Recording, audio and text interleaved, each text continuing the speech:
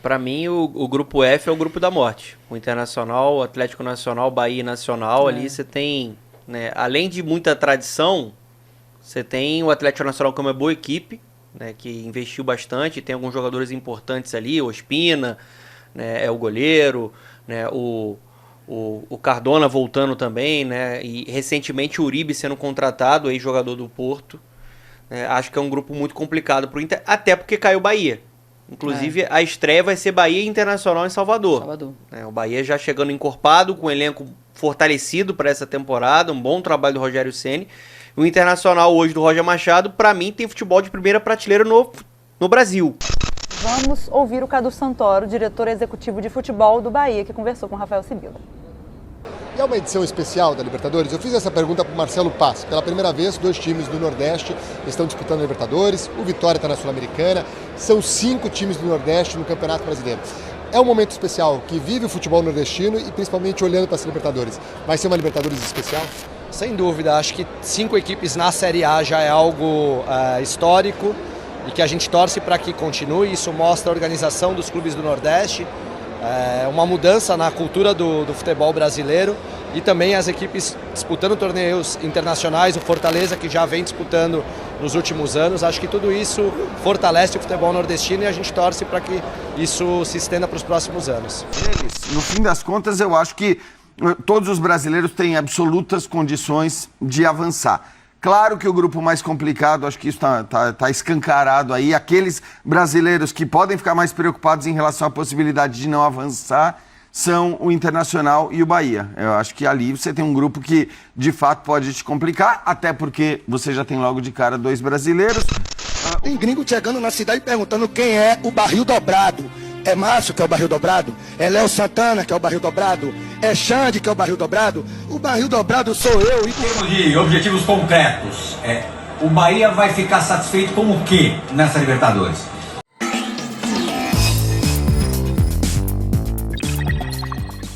Pois é, meus amigos, Libertadores em pauta aqui no nosso Esquadrão de Aço.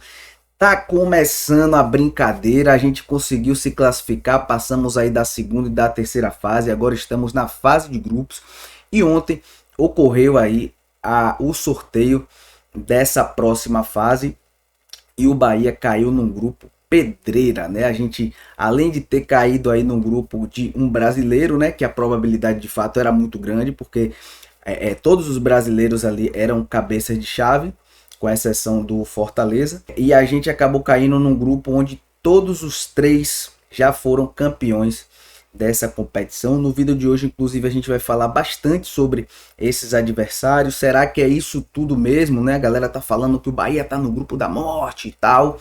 A gente vai entender um pouco mais sobre os nossos adversários, mas peço de antemão já muita calma, muita tranquilidade. Não vamos dar uma de perives, né, de peru e morrer de véspera. Tô vendo muito torcedor se desesperando aí. Porque a gente caiu num grupo muito difícil. Torcedor, veja bem, você queria participar da Libertadores. A Libertadores é só pedreira. Você não vai enfrentar a América de Natal. Você não vai enfrentar a Jacuipense. Libertadores é essa pegada aí mesmo. Agora o que é que o Bahia tem que fazer? Tem que se preparar para isso. E no vídeo de hoje a gente vai mostrar falas do Cadu Santoro, né, que foi entrevistado lá no Paraguai, país onde foi sediado aí esse evento, o sorteio dessa fase aí de grupos da Libertadores, e ele falou aí sobre as pretensões do nosso Esquadrão de Aço nessa fase de grupos da Libertadores. Mas antes da gente entrar nesse assunto, galera, aquele bom e velho pedido de sempre, chegou até aqui, já sabe, senta o dedo maroto no like, se inscreve no canal pra gente ajudar a difundir o nome e a marca do nosso Esquadrão de Aço para mais torcedores, beleza? Sem mais delongas, bora que interessa, bora pro vídeo de hoje. A gente vai começar o vídeo de hoje mostrando essa imagem emblemática aqui que a galera da TNT postou. Que maravilha ver o nosso Esquadrão de Aço na Libertadores, sobretudo na fase de grupos, para não deixar nenhuma dúvida para ninguém que estamos sim na Libertadores. Esse é o grupo do nosso Esquadrão de Aço: Nacional do Uruguai, Internacional, Atlético Nacional e Bahia. Pois é, meus amigos, todos esses 3 aqui citados já foram campeões dessa competição. A gente vai ver aqui um pouco mais individualmente como é que tá a fase atual dessas equipes, para a gente poder criar um comparativo, criar uma análise especulando como é que pode ser a vida do Bahia nessa competição. Quem traz pra gente essa análise aqui é o Elton Serra, e ele diz o seguinte, ó: o Internacional vive um momento de consolidação de seu sistema de jogo e adquiriu personalidade com Roger Machado. Pois é, o time aí do Internacional vem numa boa atuada, né? Treinado aí pelo ex-técnico do Bahia, inclusive Roger Machado.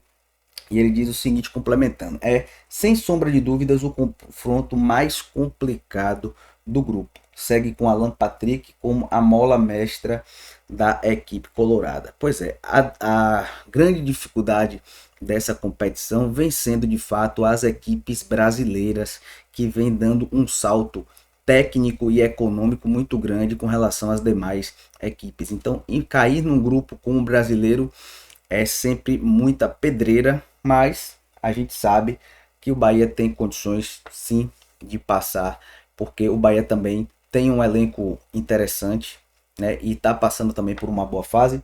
Vamos ver aqui sobre o Nacional do Uruguai agora. O Elton Serra traz aqui dizendo o seguinte: o Nacional é cabeça de chave pelos pontos acumulados no ranking da Conmebol. Então é um time aí que é histórico, né, nessa competição e vem ranqueando bem. Não à toa virou cabeça de chave aí desse grupo, né?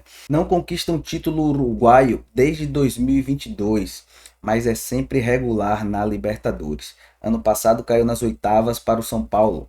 Martín Lazarte, ex-treinador do Chile, comanda a equipe e o Vargas é o destaque, né? Então a gente vê que não é um bicho de sete cabeças, né? Olha só quem é o principal jogador aí do time do Nacional do Uruguai, o Vargas, que inclusive foi especulado aí no nosso rival, né? Fizeram até um memezinho quando ele não chegou.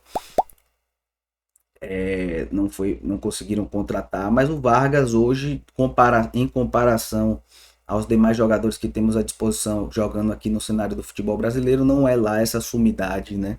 Já foi jogador de seleção chilena, mas hoje caiu bastante. Bahia, no meu ponto de vista, tem condições sim de passar o trio elétrico na equipe do Nacional, né? E tem esse aqui também para corroborar, né? O treinador deles tem esse retrospecto aqui na Libertadores, ó, 30 jogos disputados, 5 triunfos, 7 empates e 18 derrotas. Então, ele já amargou aí diversas vezes a derrota nessa competição. Tomara que siga a sina aí com o nosso esquadrão de aço, né? Que a gente consiga passar por eles com tranquilidade. E para finalizar, o Elton Serra traz informações aqui sobre o Atlético Nacional. Ex-rival tricolor na Sul-Americana, começou bem o ano. Um ataque que já marcou 18 gols em 5 partidas e tem como destaque o meia Edwin Cardona.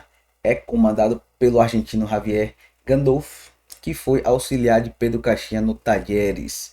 Viagem longa. Então aqui o adversário começa bem a temporada, tem a questão também logística, né? Então é um time considerado pedreiro, além de já ter sido campeão da Libertadores. E tem uma curiosidade para mostrar para vocês aqui também, rapaziada. Quem traz para a gente é o SC Bahia Números. Ele diz o seguinte: o Bahia já enfrentou todos esses times do seu grupo. Eliminamos o Nacional do Uruguai na Copa Renner em 1997, goleando por 4-1 na Ilha do Retiro. O Atlético Nacional eliminou o Bahia nos pênaltis nas oitavas da Sul-Americana de 2013, após perder por 1-0 lá e vencer aqui na Fonte Nova por 1-0. Contra o Inter, além dos diversos confrontos nacionais, nos cruzamos também na Libertadores de 89, fase de grupos com Bahia em primeiro e quartas de final com o Inter vencendo. E na Sula de 2014, quando o Bahia levou a melhor. Pois é, muito interessante aí, né? Esses dados para corroborar que, historicamente falando, o Bahia também já enfrentou essas equipes. Porém, agora é um outro cenário, é uma outra pegada. O Bahia está sob nova direção, né? E alavancou e muito o seu patamar financeiro, sobretudo. Eu vou mostrar para a gente entender mais ou menos a disparidade que hoje existe entre o Bahia e as demais equipes. Está na tela. Olha aí os clubes mais valiosos da Libertadores 2025. Que a gente vê que o nosso Esquadrão de Aço é o 7º clube mais valioso aqui da América do Civis, o sexto brasileiro mais valioso entre os clubes que estão aí na Libertadores. A gente, inclusive, tá na frente de times aqui como Boca Juniors, São Paulo e Racing, meus amigos. Pois é, então hoje todo mundo sabe que o Bahia é uma pedreira, é um time extremamente indigesto, ninguém quer enfrentar o Bahia, porque justamente a gente subiu de patamar. E a gente vai ver mais pra frente aí que a gente não para por aí, né? E a gente viu ali quais são os times, né, que vão enfrentar o Bahia. E a equipe do Di Sola chegou aqui fazendo um memezinho interessante. O Bahia vai enfrentar vários times com Nacional no nome, né? O Nacional do Uruguai, o Internacional, o Atlético Nacional. Só que o Bahia, meu amigo, não é nacional não, o Bahia é o mundo, parceiro. Pois é, muito interessante essa charge aí, esse meme que o pessoal do Di Sola trouxe pra gente aí, pra gente poder entender mais ou menos a atual situação do nosso Esquadrão de Aço, né? Galera, vou mostrar pra vocês aqui agora como é que tá a tabela do nosso Esquadrão de Aço, rapaz. Participar de várias competições é complicado, eu vou mostrar pra vocês aqui, ó.